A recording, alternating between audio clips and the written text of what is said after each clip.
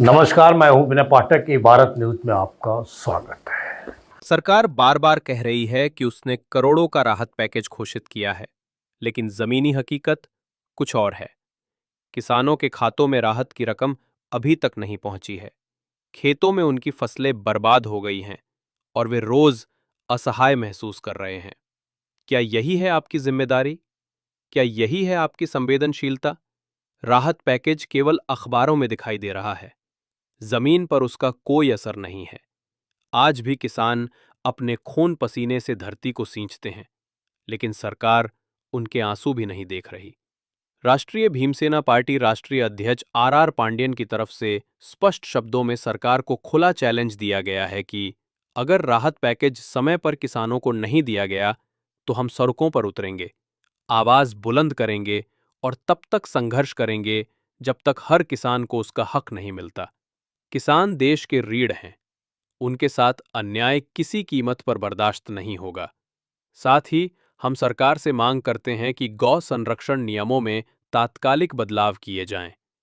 आज गौवंश के नाम पर किसानों का उत्पीड़न होता है।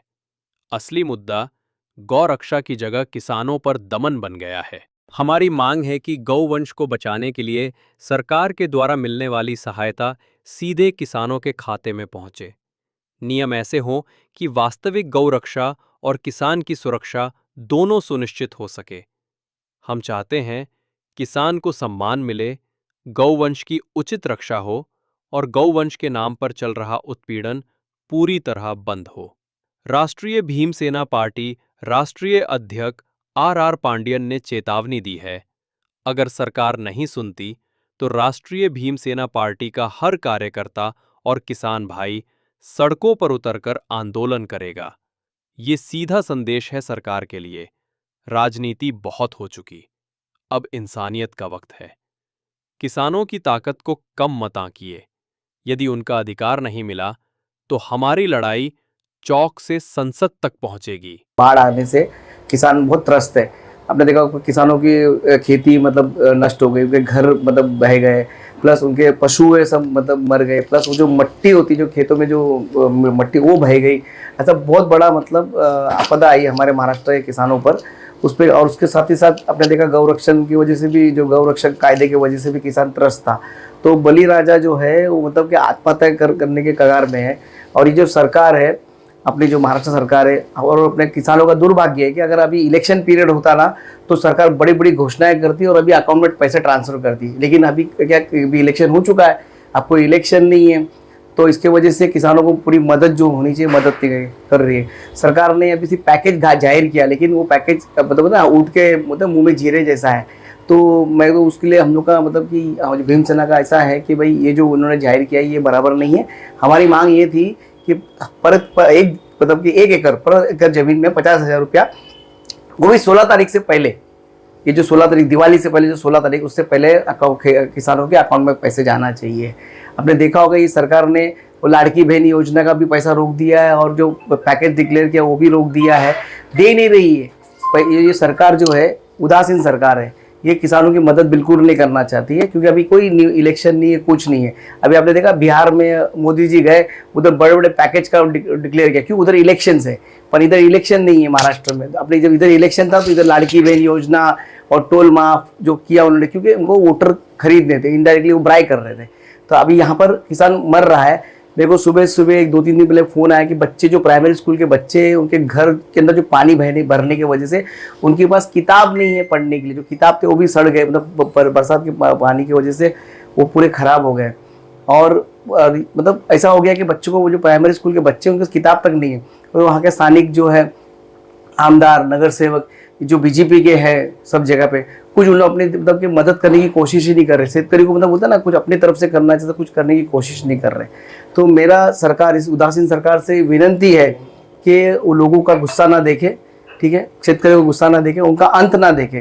क्योंकि अगर आपने देखा है कि आपने देखा नेपाल में क्या हुआ, लद्दाख में क्या हो गया, इस तरह का घटना महाराष्ट्र में हो सकती है अगर सरकार अगर किसानों को देखेगी नहीं, उदासीन रहेगी और अपना पैकेजेस जो जाहिर किया है वो पैकेजेस मतलब प्रॉपर पैकेजेस जाहिर करे और टाइम वक्त से पहला जाहिर करे और पैसा वक्त से पहला दे। नहीं तो हम जो है इस टाइम, इस साल जो है जो दिवाली आने वाली 22 तारीख को जो दिवाली है, मैं सभी हिंदू बांधवों से और जितने महाराष्ट्र के जितने मन सैनिक है या भीम सैनिक है या शिव सैनिक है, उनसे मैं अपील करूंगा कि इस साल की दिवाली आप अपने शेतकरी भाइयों के साथ मिलकर करें। जो पटाखे, कपड़े, घर में पेंटिंग जो करते हैं, ये जो पैसा है जो आप लोग अपन खर्च करते हैं, ये नहीं करते हुए अपन अपने जो किसान भाई हैं, जो लोग तकलीफ है, जो बली राजा तकलीफ में, जो अपना अन्नदाता तकलीफ में, उनके साथ जगह सेलिब्रेट करें, उनको मदद करने की कोशिश करें। और ये जो दिवाली है, हम इस टाइम चाहते हैं कि काली दिवाली हो। अगर सरकार ने पैकेज जाहिर नहीं किया 16 तारीख तक, अगर लोगों को, किसानों को डायरेक्ट अकाउंट में पैसा नहीं आया, तो मैं और अपने सब भीम सैनिक को मैं अपील करता हूं कि हम लोग इस बार दिवाली नहीं मनाएंगे, इस बार काली दिवाली होगी। और जहाँ जहाँ भी मतलब दिवाली का मतलब प्रोग्राम होने वाला होगा या लोग सेलिब्रेट करते होंगे, वहाँ पर जाके हम घोषणाबाजी करेंगे, उनका निषेध करेंगे। तो अगर वो पैकेज जारी कर देते हैं तो क्या करें? तो वो अगर सरकार अगर पैकेज जाहिर करती है, बली राजा खुश होता है और दिवाली उनकी सुखमय जाती है, तो हम भी आनंदित हैं। हम भी फिर हम सरकार की हम प्रशंसा करेंगे कि सरकार ने वक्त पर उनको मदद पहुंचाई। लेकिन मुझे सरकार तो उदासीन लग रही, क्योंकि उनका कोई स्टेप नहीं दिख रहा है। और उन्होंने जो पैकेज जो डिक्लेयर किया है, तो उसके अंदर वो ना ऊँट के मतलब मुंह में जीरे जैसा उन्होंने पैकेज किया है। मेरा हम लोग की मांग ये है कि कम से कम एकरी 50,000 रुपये मिलना चाहिए। जो विपक्ष ने आंदोलन किया उसके बारे में तो विपक्ष ने आंदोलन किया, लेकिन जोरदार आंदोलन किया। आपने देखा होगा कि जो मीडिया भी थी, एक दिन पहले पूरा मीडिया दिखा रहा था, लेकिन आज तुम देखोगे मोदी ने ऐसा, मोदी जो गवर्नमेंट है, बीजेपी गवर्नमेंट है, ऐसा मीडिया को दबा के रखी है कि लोग अभी गायब ही हो गया। किसान का मुद्दा ही पूरे उस पर गायब हो गया। राज ठाकरे खाना खाने जा रहा है उसके भाई के घर पे या मिलने, वो दिखा रहे। वो मुद्दा इंपॉर्टेंट है कि किसान का मुद्दा इंपॉर्टेंट है? शेतकरी मर रहा है, बच्चे को स्कूल के कपड़े नहीं है, उनके जब ये घर पूरा दबा हो गया है, उनके पशु मर गए, उसकी मदद क्या कर सकती है? वो नहीं हो रहा है। और राज ठाकरे उस बारे में नहीं बोल रहे, उद्धव ठाकरे इस बारे में नहीं बोल रहे। आने वाले इलेक्शन में क्या करना, उसकी तैयारी कर रहे। ये सब मतलब बहुत दुखदायी बात है। आपके पार्टी से के माध्यम से आप किसानों को क्या मदद पहुंचा सकते हैं या किस तरह लोगों से अपील करके वहाँ मुहैया कराएंगे? देखो, ये जो प्रेस कॉन्फ्रेंस इसलिए बुलाई, देखो पहले आप बताओ, हमारे जो भीमसेना पार्टी है, ये दलित और गरीबों की पार्टी है। हमारे पास कोई धन दौलत या बहुत कुछ नहीं, हमारे पास नहीं। हम देने के लिए, हम लोगों के दुख में खड़े हो सकते हैं, संघर्ष कर सकते हैं, सरकार को झुका सकते हैं कि हमको मदद, जो हमारा हक है हमको मिलना चाहिए, उसके लिए हम सरकार को झुका सकते हैं। ये पूरी कोशिश हम कर रहे हैं। और मतलब बली राजा को पता ना, पता फूल नहीं तो फूल का पता ना, एक पगड़ी, जो मदद कर सकते हैं कोशिश करेंगे करने के लिए। पंडित साहब, राष्ट्रीय भीमसेना पार्टी के आप राष्ट्रीय अध्यक्ष हैं, शेतकरी का मामला उठा रहे हैं। क्या इस दौरान आपने किसी महाराष्ट्र में क्षेत्र में दौरा किया है, आकलन किया है? अभी जितने हमारे जिला अध्यक्ष है, उन सबको मैंने बोला कि अपने अपने गांव में, जहाँ जहाँ जिला में जहाँ जहाँ लोग तकलीफ में, उनको मिले, उनकी जो प्रॉब्लम्स है वो सुने। देखो, अभी हम लोग जाएंगे कहीं भी, हम जाने की कोशिश करेंगे। ये जो सरकार के लोग हैं, मतलब आपने देखा होगा, हमको ना उन लोग सही तरीके से मतलब ना हमको सपोर्ट मिलता है, ना हमको परमिशंस मिलती है। ये लोग मतलब इन लोग उल्टा हमको जाने को बाहर निकलने। अभी आज ये प्रेस कॉन्फ्रेंस हम घर के अंदर कर रहे हैं, अभी हम परमिशन मांगते हैं कहीं और करना है, तो शायद वो प्रेस कॉन्फ्रेंस की परमिशन नहीं मिलती। आप क्या बोल रहे हैं उसके पहले बताओ, क्योंकि ये लोग चाहते ही नहीं कि सरकार के खिलाफ कोई बोले। ये सरकार ही ऐसी है। किसानों का दर्द बहुत बड़ा है जिसको आप उठा रहे हैं वर्तमान समय में। अगर आपने कहा कि इस तारीख तक नहीं होगा, तो वास्तव में राष्ट्रीय भीमसेना पार्टी के राष्ट्रीय अध्यक्ष सड़कों पर उतर जाएंगे?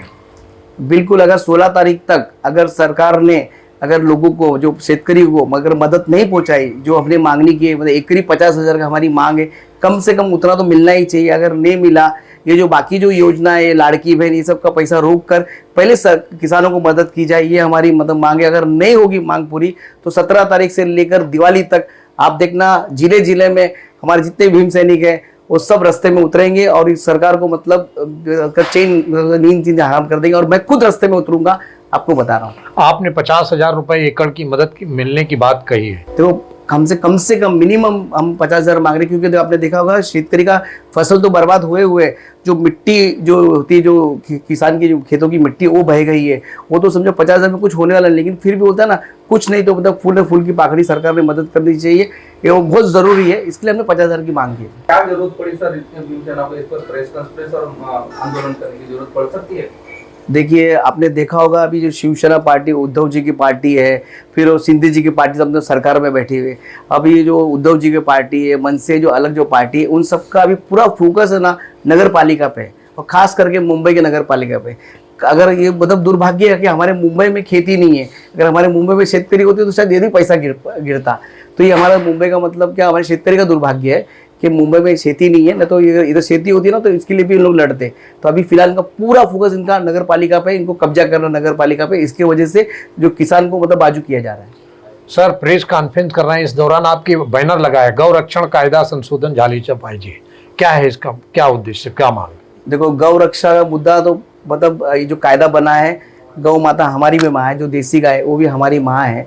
लेकिन आपने देखा गौ रक्षा कायदे की वजह से जो गौवंश है, जैसे कि पाड़ा है, फिर अभी जर्सी गाय आपने देखा होगा, जर्सी गाय जो दूध के लिए ऑस्ट्रेलियन हाइब्रिड गाय है, तो वो इधर लाया मतलब वो लाके उसको पालते हैं या तो खरीदते हैं। तो कभी कभी क्या हो जाता है कि वो दूध देने में असमर्थ हो जाती है, या तो उसको दूध नहीं हो पाता है, और उसके जो बच्चे होते हैं वो बच्चे मतलब किसान खेती के लिए भी काम नहीं आते, कुछ काम के लिए नहीं आते। तो पहले किसान ये सब क्या करते थे, ऐसी जो गायें होती, तो देसी गाय की बात नहीं कर रहा हूँ, जो गौवंश के अंदर जो मतलब कि ये आता है, जैसे कि पाड़ा है और ढोर है और ऐसा जो अलग अलग जाति है उसके अंदर, गाय की बात नहीं, देसी गाय की, देसी गाय हमारी भी माँ है, हम उसकी बात नहीं कर रहे।